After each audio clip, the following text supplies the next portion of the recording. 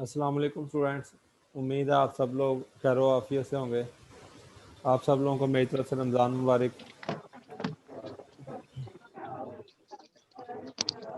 हम अपने लेक्चर का बाकायदा आगाज़ वालेकुम करते सलाम। हैं।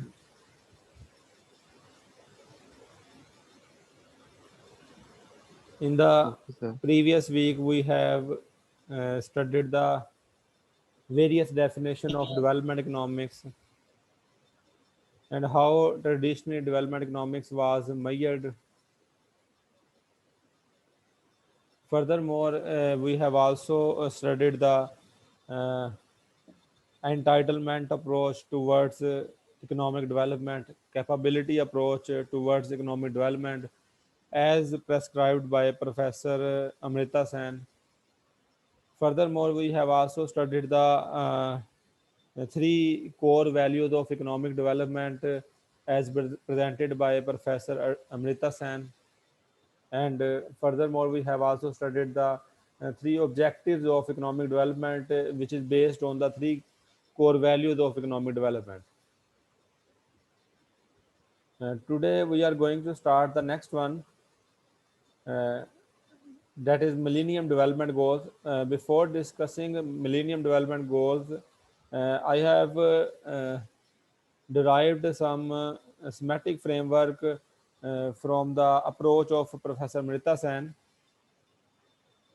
Professor Mrita Sen ने entitlement approach present की, which is on the aim to reduce the famines and starvation problem, and which is related to the access to basic needs like food, cloth, and shelter. Sir please add the student. बेटा मैं ये कर रहा हूँ add, आपको कहने की ज़रूरत नहीं है। ये जो आता जा रहा है मैं उसे करता हूँ okay sir. Add. Basic needs food, cloth and shelter, and it can be improved by reduction in poverty and income inequality. And second approach as presented by Professor Mrita Sen is capability approach. This is basically access to basic health, access to education. आप ये कह सकते हैं कि ये इसमें जो requirements है वो फूड, क्लॉथ, शेल्टर से अबव है। ठीक है, तो by increasing productive employment opportunities and increase in per capita income. And the last one is freedom, which can be enhanced by increasing access to voice and accountability. Accountability, check and balance हो, control of corruption हो, voice means आपकी आवाज़ सुनी जाती हो. ये नहीं है कि आपके राइट्स जो है वो कोई और ले जाए, ऐसा नहीं है. अगर ऐसा हो तो आपको जो है ना आपकी वॉइस जो है वो अथॉरिटीज़ तक पहुँचे. तो ये सारी चीज़ें मिलकर जो है लाइक ये जो इसकी अप्रोचेस के लिए जो रिक्वायरमेंट्स हैं प्रोफेसर मृता सैन की अप्रोचेस के लिए, इनको फुलफिल करने के लिए जो रिक्वायरमेंट्स है like reduction in poverty and income inequality, productive employment, increase in per capita income, voice and accountability, access to. तो ये जो रिक्वायरमेंट्स हैं इन अप्रोचेस को फुलफिल करने के लिए, this leads to inclusive growth. ये हमें लेके जाती हैं इंक्लूसिव ग्रोथ की तरफ. ये इकोनॉमिक डेवलपमेंट के बाद डिबेट थी इंक्लूसिव ग्रोथ की, कि ये जो पॉइंट्स है ये हमें लेकर जाते हैं इंक्लूसिव ग्रोथ. अगर हम इंक्लूसिव ग्रोथ की डेफिनेशन देखें, there are various definitions of inclusive growth. One of the major definition of inclusive growth is like reduction in poverty and income inequality, productive employment generation, increase in per capita income, and access to voice and accountability. This is one of the major definition of inclusive growth. Basically मैं यहाँ पे एक major difference highlight करना चाहता हूँ inclusive growth और economic development के दरमियान. इकोनॉमिक डेवलपमेंट का कंसेप्ट इस चीज़ की फेवर करता है कि अगर कंट्री में इनकम इनक्वालिटी में इजाफा होता है, तो इनकम इनक्वालिटी में अगर इजाफा होता है, वो इकोनॉमिक डेवलपमेंट का ये कंसेप्ट है कि अल्टीमेटली जो इनकम इनक्वालिटी इंक्रीज हो रही है उसके फ्रूट्स जो हैं वो पुअर पीपल में ही डिवाइड होंगे. मतलब हम ऊपर से नीचे की ही तरफ आएंगे. एक दरख्त है, बड़ा होता जाएगा, उसकी शाखें जो है वो नीचे की तरफ ही गिरेंगी, फ्रूट्स उसके नीचे ही गिरेंगे अल्टीमेटली. ये कंसेप्ट है इकोनॉमिक डेवलपमेंट का. मैं आपको एक और एग्जांपल इसकी देता हूँ. जैसे एक रिच है पर्सन, वो मजीद रिच हो जाए, वो एक इंडस्ट्री से दो इंडस्ट्रियाँ लगा ले या तीन इंडस्ट्री लगा ले, तो उन इंडस्ट्रीज में काम किन्होंने करना है? पुअर क्लास नहीं करना है ना. काम। तो इकोनॉमिक डेवलपमेंट कहती है कि अल्टीमेटली उसका फ़ायदा जो है वो पुअर को भी होगा, ठीक है। लेकिन जो मतलब हम ऊपर से नीचे की तरफ आ रहे हैं, ये इकोनॉमिक डेवलपमेंट का कंसेप्ट है।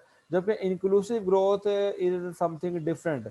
इंक्लूसिव ग्रोथ कहती है कि प्रोडक्टिव एम्प्लॉयमेंट जनरेशन हो, पॉवर्टी इनकम इनक्वालिटी में रिडक्शन हो, मतलब ग्रोथ ऐसी हो that leads to reduction in poverty and income inequality, that generate productive employment opportunities, that increase the access to voice and accountability। ऐसी इकोनॉमिक ग्रोथ हो, मतलब हमें पुश अप करने की जरूरत है लोअर क्लास को, क्योंकि इकोनॉमिक डेवलपमेंट का जो कंसेप्ट है वो देखने में आया कि मैसेज ऑफ पॉपुलेशन का जो मैसेज ऑफ पीपल का जो लिविंग स्टैंडर्ड है वो चेंज नहीं हो रहा। They are just like a stagnant, कि जो पुअर क्लास है वो ऊपर नहीं हो रही, जबकि जबकि कंट्री की इनकम बढ़ती जा रही है, जो रिच लोग हैं उनकी इनकम बढ़ती जा रही है, लेकिन पुअर क्लास का लिविंग स्टैंडर्ड नहीं इंक्रीज हो रहा। तो जो इंक्लूसिव ग्रोथ है वो कहती है कि हमें ऊपर से नीचे नहीं, नीचे वालों को ऊपर लाने की जरूरत है, हमें जो ग्रॉस रूट्स है उनको पुशअप करने की जरूरत है। तो दिस इज इंक्लूसिव ग्रोथ, कि ग्रोथ ऐसी हो that leads to reduction in poverty and income inequality, that increase the productive employment opportunities, that will increase the voice and accountability। तो ये थोड़ा सा इंट्रोडक्शन था about the difference between concept of inclusive growth and economic development। Next topic that we are going to discuss is millennium development goals, जो set किए गए थे 2000 year में by United Nations in order to reduce poverty and बहुत सारे इसमें तकरीबन 7 to 8 goals थे जो सेट किए गए थे, कि हम 2015 तक इन गोल्स को अचीव कर लेंगे। ये हम स्टडी करते हैं इन गोल्स को, और फिर हम अपनी प्रेजेंट कंडीशन को भी एनालाइज कर लेंगे, और करंट सिचुएशन में भी इन गोल्स को सेट किया जा रहा है। उसके लिए आप जो है वो असाइनमेंट प्रिपेयर करेंगे। गोल्स हैं आप जो सेट किए गए थे, millennium development goals by United Nations, and 189 member countries जो है have signed that goals and targets. First goal is eradicate extreme poverty and hunger. Extreme poverty और हंगर को जो है वो कंट्रोल किया जाए, और टारगेट किया था कि reduce by half the proportion of people living on less than $1 a day. Basically less than $1 a day को हम एक्सट्रीम पॉवर्टी का नाम देते हैं, और $2 अ डे को हम नॉर्मल पॉवर्टी का नाम दे देते हैं। तो एक्सट्रीम हंगर और पॉवर्टी को रिड्यूस करने का टारगेट था कि पॉपुलेशन जितनी पॉपुलेशन $1 डे से नीचे अर्न कर रही है डेली बेसिस पर, उसका उस पॉपुलेशन का पॉवर्टी रेट को हाफ किया जाए, reduce by half of the proportion of people who suffer from hunger. ठीक है, मतलब जो पुअर हैं या हंगर हैं, जो एक्सट्रीम पॉवर्टी में फॉल करते हैं या हंगर में फॉल कर रहे हैं, सफरिंग फ्रॉम हंगर, तो उनका जितना भी प्रोपोर्शन है 2015 तक उसको हाफ किया जाए, जो कि अचीव नहीं हुआ। Achieving second goal is achieve universal primary education, ensure that all boys and girls complete a full course of primary schooling। बजाय जो है वो लिटरेसी रेट को कैप्चर करने के, क्योंकि लिटरेसी रेट में तमाम पॉपुलेशन आती है, और पॉपुलेशन में आपके कंट्री के बूढ़े लोग भी आते हैं। अब हम बूढ़े लोगों को तो जो है वो एजुकेट करने से रहे, ठीक है। तो उसकी फिर डेफिनेशन को थोड़ा चेंज किया गया कि हम प्राइमरी स्कूल एनरोलमेंट रेशो को कैप्चर करते हैं, कि जो प्राइमरी स्कूल में लोग एनरोल हो रहे हैं क्या वो पूरा अचीव कर रहे हैं या नहीं कर रहे। तो ये इंश्योर किया गया कि जितने भी स्टूडेंट्स प्राइमरी स्कूल में एनरोल हो रहे हैं, क्या वो प्राइमरी स्कूलिंग को कंप्लीट उसका फुल कोर्स ले रहे हैं या नहीं। ये टारगेट किया जाएगा कि 2015 तक जितने भी स्टूडेंट्स एनरोल हो रहे हैं प्राइमरी स्कूल में, it will ensure that they will complete a full course of primary schooling। The third goal is to promote gender equality and empower women। Obviously feminism है ये, कि जेंडर इक्वालिटी को promote किया जाए और women को empower किया जाए। Eliminate gender disparity in primary and secondary education. preferably by 2005 and at all levels by 2015. 2015 तक जो है वो हर तरह की जेंडर डिस्पैरिटी को जो है वो आप कह लें कि ख़त्म किया जाए, वुमेन को एम्पावर किया जाए। अब ऑब्वियसली ये टारगेट जो है वो वर्ल्ड वाइड सेट किए गए थे यूनाइटेड नेशन ने 189 मेंबर कंट्रीज़ के लिए। तो हर कंट्रीज़ पे इसकी अचीवमेंट का अगर देखा जाए कि अचीव हुआ है या नहीं हुआ है, तो हर कंट्री की जो रेशो होगी वो डिफरेंट होंगी। तो इसलिए हम इन जनरल स्टडी कर रहे हैं इनको। तो अगर पाकिस्तान के लिहाज से देखें तो पाकिस्तान में जेंडर डिस्पैरिटी का अगर आप देखना चाहें तो बलोचिस्तान में आप फीमेल लिटरेसी रेट निकाल कर देखें। बलोचिस्तान में आप female primary school enrolment ratio निकाल कर देखें, उसको male primary school enrolment ratio के साथ कंपेयर करें, उसको मेल लिटरेसी रेट के साथ कंपेयर करें, तो you will see the great picture of gender inequality in Pakistan. तो इसको जो है वो टारगेट किया गया कि 2015 तक जो है वो कंप्लीटली इसको एलिमिनेट किया जाए जेंडर इनइक्वालिटी को। Fourth one is reduce child mortality rate, reduce by 2/3 the mortality rate among children under 5। बच्चे जो पैदा होते फोत हो जाते हैं या 5 साल से नीचे उनकी डेथ हो जाती है, तो उस रेट को कम किया जाए, चाइल्ड मोर्टेलिटी रेट को।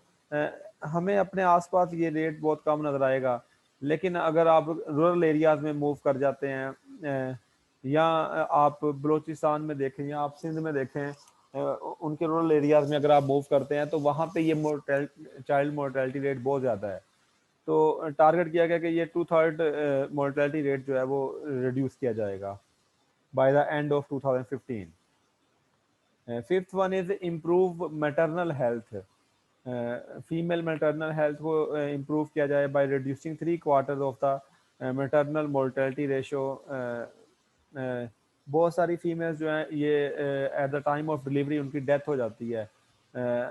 अगर आप फिर वही बात है कि अगर आप लाहौर में रहते हैं या अर्बन एरियाज में सिर्फ देख रहे हैं तो आपको शायद ऐसा नज़र नहीं आता, लेकिन आप रूरल एरियाज में देखें तो उनको हॉस्पिटल्स तक एक्सेस ही नहीं है। बहुत से ऐसे एरियाज हैं जहाँ पे हॉस्पिटल ही नहीं है मौजूद, ठीक है। उनको मतलब सिटी में मूव करना अर्बन एरिया में मूव करना पड़ता है मैटरनल प्रॉब्लम के लिए। अब जिनकी इनकम इजाज़त देती है वही मूव करते हैं, बाकी जो है वो ऐसे ही। तो ये मैटरनल हेल्थ रेट भी बहुत ज़्यादा, अगर पाकिस्तान का अगर आप देखना चाहते हैं चाइल्ड मोर्टेलिटी रेट या मैटरनल हेल्थ रेट आप देखना चाहते हैं, तो आप इकोनॉमिक सर्वे ऑफ पाकिस्तान निकाल लेंगे, FPR की वेबसाइट से इकोनॉमिक सर्वे ऑफ पाकिस्तान पे जाएंगे तो उसमें economic and social indicators of Pakistan होंगे, उसमें सेकंड थर्ड पेज पे ये मोर्टेलिटी रेट्स जो हैं वो मेंशन होंगे। आप वहाँ से अंदाज़ा लगा सकते हैं कि कितना है। और आप इवन देखेंगे कि जो पाकिस्तान के चारों प्रोविंसेस हैं उनके अंदर कितनी डाइवर्सिटीज़ पाई जाती हैं, कहीं ज़्यादा है कहीं कम है। 6 one is to combat HIV AIDS malaria and other disease, halt and begin the target is halt and begin to reverse the spread of HIV AIDS, halt and begin to reverse the incidence of malaria and other major diseases। 2015 तक कोशिश की कि इसको जो है वो इस के HIV एड का जो रेट है या मलेरिया का जो रेट है उनको रिवर्स लेके जाए यानी कि उनको डिक्रीज किया जाए, उस रेट को रिड्यूस किया जाए या बिल्कुल ख़त्म कर दिया जाए या रिड्यूस एटलीस्ट रिड्यूस ज़रूर किया जाए। तो ये भी टारगेट किया गया। And seventh one is ensure environmental sustainability, जैसे जैसे एनवायरमेंट की प्रॉब्लम्स बहुत आ रही थी क्योंकि कुछ कंट्रीज जो हैं जो इमर्जिंग कंट्रीज थे या कुछ डेवलप्ड कंट्रीज थे जिन्होंने इंडस्ट्रियलाइजेशन करके डेवलपमेंट ली है, वहाँ पे इन्वायरमेंटल डिस्टॉर्शन बहुत ज़्यादा, मतलब इन्वायरमेंटल प्रॉब्लम बहुत ज़्यादा फेस करना पड़ी। तो इन्होंने फिर टारगेट किया कि जो न्यू कंट्री डेवलप्ड हो रहे हैं, जो इमर्जिंग कंट्रीज हैं, वो ग्रो ग्रीन पॉलिसी अडॉप्ट करें ताकि इन्वायरमेंटल स्टेबिलिटी जो है वो की जा सके, इन्वायरमेंट को मतलब आप कहें सिक्योर किया जा सके। Integrate the principles of sustainable development into country policies and programs, reverse loss of environmental resources, reduce by half of the proportion of people without sustainable access to safe drinking water, achieve significant improvement in lives of at least 100 million slum dwellers by 2020.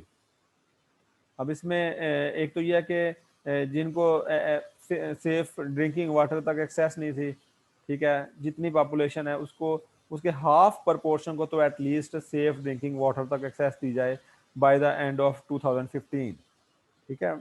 अब जिस तरह पाकिस्तान है, उसमें भी देखें कि आप इसका डाटा भी इजीली फाइंड आउट कर सकते हैं कि कितने लोगों को जो है वो सेफ ड्रिंकिंग वाटर तक एक्सेस नहीं है, ठीक है। तो पाकिस्तान में भी बहुत ज़्यादा रेशो है, तो जितना भी प्रपोर्शन है उसका हाफ तो एटलीस्ट उनको सेफ ड्रिंकिंग वाटर तक एक्सेस दी जाए। और दूसरा है स्लम डूलर्स, एटलीस्ट 100 मिलियन स्लम डूलर्स को जो है वो इम्प्रूव किया जाए। स्लम डूलर्स बेसिकली हैं जिस तरह जिसे कहते हैं कच्ची आबादी, अगर इसका लफ्जी मीनिंग है कच्ची आबादी, ठीक है। जिस तरह अर्बन एरियाज में, मतलब रूरल नहीं, अर्बन एरियाज में जो कच्ची आबादियाँ होती हैं उनको जो है वो इम्प्रूव किया जाए। अर्बन एरियाज में, रूरल नहीं, अर्बन एरियाज में जो झोंपड़ियों में रह रहे होते हैं या मतलब कच्चे कच्चे मकान बना कर रह रहते हैं, उनमें इम्प्रूवमेंट लेके आई जाए। तो ये एक पॉइंट था। और eighth goal is to develop a global partnership for development, ठीक है। Develop further and open rule based predictable non discriminatory trading and financial system, includes a commitment to good governance and cooperation with other countries in all matters. Global partnership develop की जाए, एक discriminatory trading system and financial system rise किया जाए है। Discrimination मतलब discrimination जो जिस तरह ट्रेडिंग में डिस्क्रिमिनेशन है कि किसी कंट्री का ट्रेडिंग सिस्टम डिफरेंट है, उसका टैरिफ रेट डिफरेंट है, और ये डिस्क्रिमिनेशन है, और किसी का और है किसी का और है, तो इस डिस्क्रिमिनेशन को कंट्रोल किया जाए, कम किया जाए। फाइनेंशियल सिस्टम में जो डिस्क्रिमिनेशन है, और ये जो गोल है ये through out the world wide था, मतलब एक आप ये कह लें कि ग्लोबल गोल था। ये किसी एक कंट्री की अपनी एफर्ट से नहीं, ये म्यूचुअल एफर्ट से जो है ये टारगेट होना था, म्यूचुअल एफर्ट से। Open rule based predictable non discriminatory trading and financial system को राइज किया जाए। और और ये ऑब्वियसली कैसे गुड गवर्नेंस और क्वालिटी ऑफ इंस्टीट्यूशंस के जरिए ही इसको इम्प्रूव किया जा सकता था। So these are the 8 goals and targets as prescribed by United Nation. ये कुछ होमवर्क है आप लोगों के लिए। एक तो आप लोगों ने केस स्टडी रीड करना है from the book of development economics by Michael Todaro, progress in the struggle for more meaningful development, case study of Brazil economy. एक ये आपकी असाइनमेंट, ये होमवर्क है आप लोगों का, ये आपने केस स्टडी करना है। इसके अलावा एक आप लोगों की असाइनमेंट है, उसके 2 क्वेश्चन है। एक तो ये कि difference between the inclusive growth and economic development, ठीक है, इसको आपने 1 और 2 पेजेस में एक्सप्लेन करना है। और दूसरी है कि ये यूनाइटेड नेशन ने 2030 के लिए भी जो है ना वो गोल सेट किए हैं, तो वो गोल्स आपने जो है ना उनको ब्रीफली एक्सप्लेन करना है। तो ये आप लोगों की असाइनमेंट है, आप लोग इंटरनेट से हेल्प ले सकते हैं। एक्चुअली आप लोगों को एंगेज करना चाहता हूँ मैं, चूँकि बहुत सारे स्टूडेंट हैं, मतलब आप लोग क्लास पार्टिसिपेशन 16 स्टूडेंट प्रेजेंट है। आई डोंट नो कि टोटल स्ट्रेंथ कितनी है आपकी क्लास की, तो इस तरीके से आपकी थोड़ी सी कैपेबिलिटीज़ इंक्रीज होंगी, आपका कंट्रीब्यूशन आएगा। तो ये असाइनमेंट मैं गूगल क्लासरूम पे जो है वो विद डेट डेडलाइन जो है वो सेट कर दूंगा। आप लोग उस डेडलाइन से पहले जो है वो सबमिट कर देंगे। संडे जो है वो मैं डेडलाइन सेट करूंगा, आप संडे से पहले जो है ना वीकेंड पे ये असाइनमेंट सबमिट कर देंगे। 2 क्वेश्चन है, एक है difference between inclusive growth and economic development, मैंने थोड़ा सा ब्रीफली आज एक्सप्लेन किया था। और दूसरा जो है गोल्स हैं यूनाइटेड नेशन के, ऑब्वियसली आप इंटरनेट से सर्च कर सकते हैं, आपको यूनाइटेड नेशन की वेबसाइट से भी मिल जाएंगे। जो 2030 के लिए जो गोल सेट किए जा रहे हैं 17 है अप्रोक्सीमेटली, तो वो आप जो है ये एक असाइनमेंट की सूरत में मुझे सबमिट करवाएंगे। यहाँ तक किसी का कोई क्वेश्चन है तो you are free to ask.